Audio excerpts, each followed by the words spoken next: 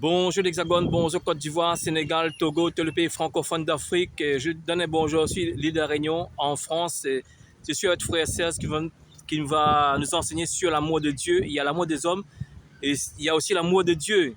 Frère Serge va nous enseigner sur l'amour. Bonjour frère Serge. Bonjour à tous les frères et sœurs en Christ dans le monde entier.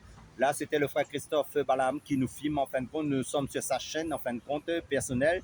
En fin de compte, nous allons parler sur un enseignement, comme il a très bien dit, sur l'amour.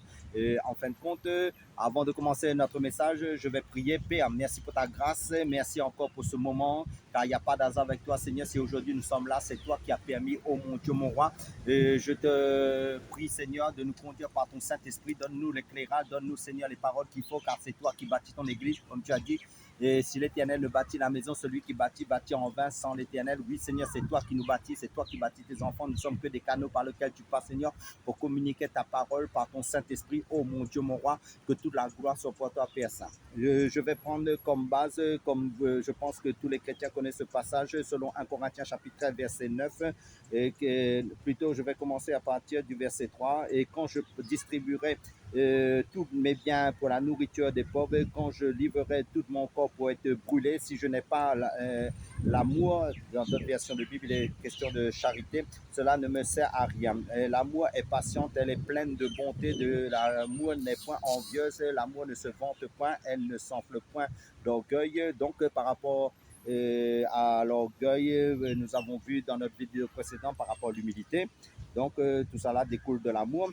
L'amour ne fait rien de malhonnête, elle ne cherche point son intérêt, elle ne s'irrite point, elle ne soupçonne point le mal, l'amour ne se réjouit point de l'injustice, mais elle se réjouit de la vérité. Elle excuse tout, elle croit tout, elle espère tout, elle supporte tout. L'amour ne périt jamais. Je m'arrête là. Donc, Dieu nous a montré l'amour par excellence. Ça veut dire quoi? Je vais parler un peu je vais faire un parallèle par rapport à l'amour de Dieu et par rapport à comment Dieu comment dire, nous a amenés à son amour.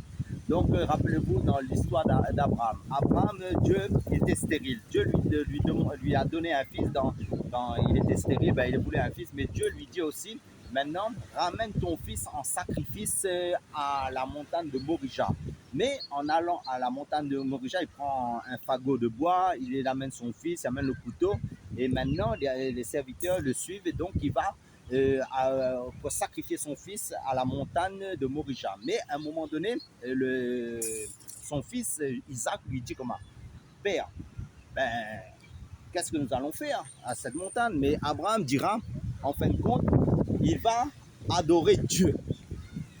Vous vous rendez compte? Il dit qu'il va adorer Dieu. Cela signifie qu'en fin de compte, il allait sacrifier son fils Isaac pour Dieu, parce que Dieu lui avait demandé de sacrifier son fils à la montagne. Mais Dieu a voulu tester son amour par rapport à Dieu. En fin de compte, comme il avait un fils, et maintenant, ce fils, Dieu lui demande en sacrifice, parce que c'est Dieu qui lui avait donné ce fils-là. Mais si Isaac savait à quoi où il allait, en fin de compte, c'était une préfiguration de l'œuvre de la croix, en fin de compte. Mais, comme vous le savez tous en tant que lecteur de la Bible, en arrivant à la montagne, Dieu l'a interdit de sacrifier son fils, et il a pris un bélier parce que c'était le temps du Père là, parce que c'était pas encore le temps du fils, c'était pas le temps de la grâce, c'était le temps encore, parce que Abraham c'est un type du Père aussi, et par rapport au Père de la foi, je parle de ça. Mais maintenant, pour revenir à l'amour, qui représente l'adoration, ça veut dire Dieu, c'est un Dieu qui aime un cœur tout entier pour lui. Ça veut dire quand tu t'es engagé avec le Seigneur, ce n'est pas, c'est 100% en fin de compte. Parce que Dieu va nous demander de nous montrer son amour envers de lui. C'est vrai que Christ est l'agneau de Dieu, ça veut dire que nous avons donné notre vie au Seigneur, ça veut dire que Christ c'est le salut. Mais en retour, Dieu veut que nous lui appartenions à 100%. Parce que pourquoi? Parce que nous sommes la propriété du Seigneur. Mais maintenant, parce que le Seigneur nous a tout donné, parce que la base, le fondement de la vie chrétienne, c'est que Dieu a tant aimé le monde qu'il a donné son Fils unique, Jésus-Christ, afin que quiconque croit en lui ne périsse pas, mais qu'il ait la vie éternelle. Amen. Juste pour te dire frère Serge, parce que souvent on voit que même les catholiques nous disent que Dieu est amour. Et l'amour de Dieu et l'amour des hommes, c'est différent. Oui. Parce que l'amour des hommes est basé sur un sentiment Oui. et l'amour de Dieu est basé sur sa parole. Amen. Parce que lorsqu'on prend 1 Corinthiens 13, verset 13, il dit la foi, l'espérance, mais la plus grande des choses, c'est l'amour. Oui. Parce que l'amour de Dieu est basé sur sa parole, parce que sinon, on n'aurait pas l'enfer n'existe pas sinon. Hein. Amen. En fait, ce qu'il faut comprendre, Dieu, il nous est dit dans la Bible que Dieu est amour. Mais c'est quoi Dieu? C'est ça qu'il faut comprendre. S'il dit Dieu est amour, parce que Dieu aussi est dans sa parole. Dieu est vérité, parce que Jésus-Christ est Dieu. Ça, nous le savons tous en tant qu'élus du Seigneur, que Jésus-Christ est Dieu, et beaucoup de passages nous donnent que Jésus-Christ est Dieu. Mais le premier verset de Jean chapitre 1, il nous dit au commencement était la parole et la parole était avec Dieu et la parole était Dieu. Elle était au commencement avec Dieu, toutes choses ont été faites par elle et rien de ce qui a été fait n'a été fait sans elle. En elle était la vie et la vie était la lumière des hommes. Ça veut dire la parole est la source de la création. La parole c'est Dieu lui-même en fin de compte. Mais il nous est dit l'amour se réjouit que de la vérité. Ça veut dire quoi? Dieu est la vérité. Dieu est en communion avec sa propre volonté. Dieu est dans sa propre volonté. Dieu, en fin de compte, fait un avec lui-même qui est sa parole. Pourquoi? Parce que, en fin de compte, dans le livre de 2 Corinthiens chapitre 13, verset 8, il nous dit, nous n'avons pas de puissance contre la vérité, nous n'avons que pour la vérité. Et Jésus-Christ est la vérité, Jésus-Christ est Dieu, Jésus-Christ est la parole. Ça veut dire quoi? L'amour est la parole, c'est ça qu'il faut voir. La Bible, c'est l'amour de Dieu, c'est la révélation de Dieu, en fin de compte. Et mais maintenant, Dieu s'est révélé au fil des siècles d'âge en âge, par étape, par âge, en fin de compte, ça veut dire pour nous amener à la révélation ultime qui est lui-même, qui est Jésus-Christ en fin de compte. C'est pour ça que quand il dit que l'amour supporte tout, qui a tout supporté? Dieu nous l'a démontré à la croix, c'est Jésus. Parce que quand tu regardes l'amour de Dieu et l'amour des hommes, c'est différent. Parce que l'amour des hommes, parce que les hommes, même lorsque tu pêches, les personnes vont dire Dieu est amour, il ne va pas t'envoyer en enfer. Ok, Dieu va envoyer. Même si on pêche, on va nous envoyer en enfer. Hein, parce que oui. L'amour de Dieu et l'amour des hommes, c'est différent. L'amour des hommes, encore une fois, je dis que c'est basé sur le sentiment et l'amour de Dieu est basé sur sa parole. Jean Amen. 14, quand Jean 14, il nous dit, hein, si vous m'aimez, gardez mes commandements. Voilà, c'est différent. Hein. Amen. En fait, Dieu est dans sa parole, Dieu est la parole. C'est ça qu'il faut comprendre. Mais maintenant, Dieu est amour, mais Dieu est justice aussi, parce qu'il faut comprendre aussi l'amour et justice aussi. Ça veut dire que Dieu a plusieurs facettes. Dieu est l'agneau, mais Dieu est Seigneur. Donc, Dieu, en fin de compte, va toujours honorer sa parole, parce que celui qui l'honore, en fin de compte, Dieu va l'honorer. Ça veut dire quoi? Celui qui obéit, ça veut dire c'est l'humilité avant. Ça veut dire ce n'est pas les sentiments humains, c'est pas que les émotions. Dieu n'est pas dans les émotions, Dieu n'est pas dans les sentiments humains, Dieu est dans le fruit de l'esprit, et l'amour fait partie du fruit de l'esprit de Dieu, c'est l'essence même de Dieu. Mais maintenant, dans l'amour, il y a l'humilité. L'humilité, c'est quoi? C'est pas que, parce que la parole de Dieu nous dit dans Romains chapitre 8, verset 1, il n'y a plus de condamnation pour ceux qui sont en Jésus-Christ, qui ne marchent pas selon la chair, mais selon l'esprit. Parce que la parole de Dieu nous dit aussi dans 1 Corinthiens chapitre 10, verset 23, tout m'est permis, mais tout n'édifie pas. Tout m'est permis, mais tout n'est pas utile. Ça veut dire quoi? Si je vis selon la chair, je vais mourir. Mais si je vis selon l'esprit, ça veut dire quoi? Si je vis dans l'amour de Dieu, l'amour de Dieu, quoi? C'est l'obéissance à sa parole. Mais si je ne vis pas dans l'obéissance à sa parole, je vis dans ma propre volonté et je vais à la mort. Parce que je prends un exemple dans Jean 14, verset 15. Si vous m'aimez, gardez mes commandements. Amen. Parce que l'amour de Dieu, ce n'était pas péché volontairement. Amen. La Bible nous dit la fornication, c'est un péché. Amen. Mais dire relation hors du mariage, c'est un péché. Hein? Ok, les hommes, il dit Dieu est amour, hein, il va nous pardonner. Faux, hein, parce que Dieu est de sa parole. Oui, voilà. Parce qu'en fin de compte, le Seigneur nous dit comment dire ça? Si tu sèmes selon la justice, tu vas récolter. Si tu sèmes selon l'esprit, tu vas récolter selon l'esprit.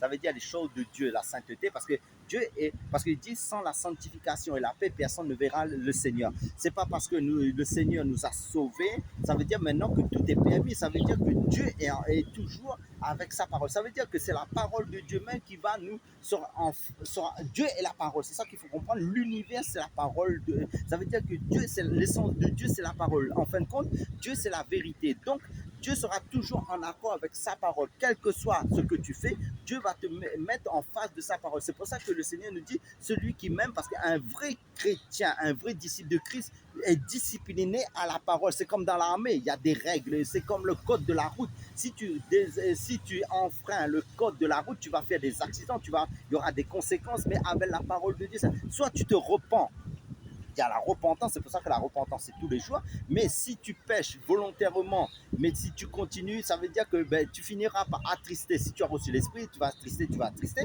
et jusqu'à tu vas l'éteindre. Et quand Jésus va revenir, tu vas rester parce que pourquoi tu seras comme les vieilles folles. Regardez, par exemple, un exemple dans Ézéchiel 9, verset 6, hein, comme ça, tuez les vieillards, les jeunes filles, les enfants, les femmes, jusqu'à l'extermination, mais n'approche pas de tous qui ont la marque sur eux. Oui. Pas Dieu du Dieu. Oui, Pas veut dire, c'est différent parce que si on dit que l'Ancien Testament n'a rien à voir avec la Nouvelle Alliance, c'est faux parce que Jésus même le dit que, il dit dans ces versets-là, dans Hébreux 13, verset 8, Jésus-Christ est le même hier, aujourd'hui, éternellement. Veut dire, Dieu n'a pas changé. Amen. Mais la Nouvelle Alliance, c'est différent parce que... C'est pire. Parce que, oui, c'est pire parce qu'en fait, quand Dieu n'a plus sa compassion pour nous, à la croix parce qu'il a compassion pour nous. Et entre dans l'Ancien Testament, Dieu t'extermine tout de suite. Oui. Mais Dieu a compassion. Hein. Oui, mais là-bas est plus haut actuellement dans la grâce. Parce que le Seigneur dit, même si vous regardez une femme et vous la combattez, même dans votre cœur, vous avez péché. Pourquoi? Parce que Dieu nous a donné son Saint-Esprit, Dieu nous a donné sa parole, Dieu nous a donné l'éclairage par rapport à sa volonté. Mais maintenant, rappelez-vous aussi quand l'Église a commencé, quand l'Église est dans la gloire. Quand je parle l'Église, c'est dans la gloire du Seigneur. Mais regarde, Ananias et Saphira ont voulu amener, et en fin de compte, le mensonge parmi le peuple. Il y a eu le nettoyage. Ça veut dire que là où il y a Christ, il y a pas de, il y a la lumière, c'est vrai, il n'y a pas les ténèbres. Parce qu'en fin de compte, l'amour, on parle l'amour, toute une minute, on peut parler l'amour, hein, parce que l'amour de Dieu, c'est grand. Hein? Oui. Par exemple, en fait, quand on prêche l'amour, l'amour de Dieu. Oui. Là, les gens seront touchés, les personnes seront touchées, hein, si on Amen. passe. Parce que le contraire de l'amour, c'est quoi? Ben, le contraire de l'amour, c'est la haine. Ah oui, c'est bien. C'est le diable. Ben oui, parce que les caractéristiques du diable fait partie des caractères du diable, ça. Ça veut dire c'est de la haine, l'orgueil, et comme nous avons parlé de vidéo précédemment, l'humilité, mais le contraire de l'humilité, c'est l'orgueil. Donc tout ce qui est contraire à la lumière, c'est les ténèbres. Donc dans ce monde, il y a le royaume de lumière en Christ et le royaume des ténèbres. Soit nous vivons dans la lumière, soit nous vivons dans les ténèbres. Mais maintenant, en fin de compte, à un moment donné, chaque jour, nous avons des choix à faire parce que devant nous, nous avons des décisions à prendre chaque jour, un choix pour vivre selon soit l'esprit, ça veut dire vivre selon l'obéissance à la parole de Dieu, parce que le Seigneur dit ma parole est esprit et vie. Donc si nous vivons selon la vie, l'amour, ça veut dire de Dieu, nous vivons selon sa parole. Ben, en fait, là, on voit que l'humilité masse avec l'amour, alors. Hein? Oui, parce que tout est lié. C'est pour ça que quand vous lisez un pied, dit jointe à la connaissance, l'amour, jointe. En fin de compte, tout est en communion, tout ce qui est lumière avec le Seigneur. Mais tout ça là, comment dire, les fait un. Frère, ça, pour les personnes qui nous suivent, l'Hexagone, hein, et la Réunion aussi, il est dans la Réunion. Hein. Pour l'amour, comment on peut avoir l'amour? L'amour est sacrificiel. En fait, c'est facile de connaître quand quelqu'un a l'amour. Non, mais comment on peut recevoir l'amour alors? Hein? Ah, l'amour, c'est simple. Hein? Parce que la Bible nous dit l'amour est répandu dans nos cœurs par le Saint-Esprit. Ouais, quand tu reçois Jésus dans ton cœur, en fin de compte, tu reçois son Saint-Esprit. Donc, quand tu reçois son Saint-Esprit, Romains chapitre 5, verset 5 nous dit l'amour de Dieu répandu dans nos cœurs par le Saint-Esprit. Mais après, il faut le déployer. Ça veut dire que ce sont les violents qui sont pas du royaume. Ça veut dire qu'il faut faire violence, il faut vivre en obéissance à cet amour-là par rapport à la parole. Donc, la nouvelle naissance, on reçoit l'amour de Dieu. Là, parce que dans Romains 5, verset 5, on l'a déjà. Cette espérance ne trompe pas parce que l'amour de Dieu est déversé dans notre cœur par le Saint-Esprit qui nous a été donné. Veut dire, du moment que tu es né de nouveau, en fait, quand tu as l'amour de Dieu, mais il faut travailler. Hein? C'est un travail. En fin de compte, le Seigneur nous dit dans sa parole, en fin de compte, si quelqu'un pourrait donner son argent, par exemple, ou bien sacrifier son corps, même pour les autres, en fin de compte, ben, s'il n'a pas l'amour, il est rien. En fin de compte, c'est quoi? Si tu n'as pas Jésus, en fin de compte, ça veut dire tu n'as pas l'amour, si tu n'as pas son Saint-Esprit. C'est pour ça qu'il faut d'abord rechercher le royaume de Dieu, sa justice. Ça veut dire quoi? Il faut d'abord accepter Jésus dans sa vie en tant que sauveur et Seigneur. Mais le Seigneur, ensuite, si sincèrement tu te donnes au Seigneur, tu te convertis au Seigneur, le Seigneur te scelle de son Saint-Esprit.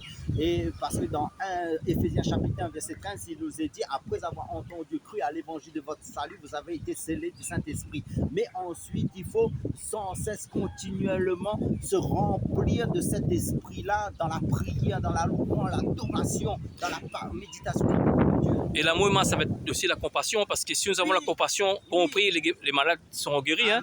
Si nous avons pas l'amour pour les âmes, ils ne seront pas guéris. Hein? Déjà, si on n'a pas le Saint-Esprit, on n'a pas l'amour. On va faire les choses, en fin de compte, sans Dieu. Est-ce qu'on peut perdre cet amour de Dieu là? Comment? Si. On peut Comment le ça? perdre. Parce que la parole nous dit en fin de compte de ne pas éteindre l'esprit, Ouais. de ne pas étouffer l'esprit. Dans 1 Thessaloniciens 5, 17, mais ouais, n'y pense tu peux regarder, oui. c'est un peu regarder ce verset, regarde, c'est Je pense que c'est 1 Thessaloniciens 5, verset 17. oui, parce qu'en fin de compte, ce qu'il faut finir, l'amour, ça s'entretient. Ouais.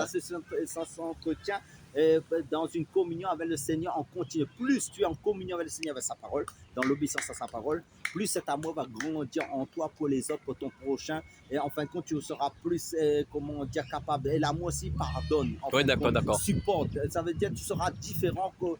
Parce qu'il dit, si quelqu'un est en Christ, il est une nouvelle créature. Les choses anciennes sont passées. Voici, toutes choses sont devenues nouvelles. Ça veut dire il y aura un changement. Tu peux regarder le verset, je vais continuer. Au fait, l'amour de Dieu, c'est à la nouvelle naissance, on reçoit l'amour de Dieu parce que si nous ne sommes pas nés de nouveau, nous n'avons pas l'amour, hein, parce qu'on va prêcher avec des violences et les personnes ne seront pas touchées. Hein.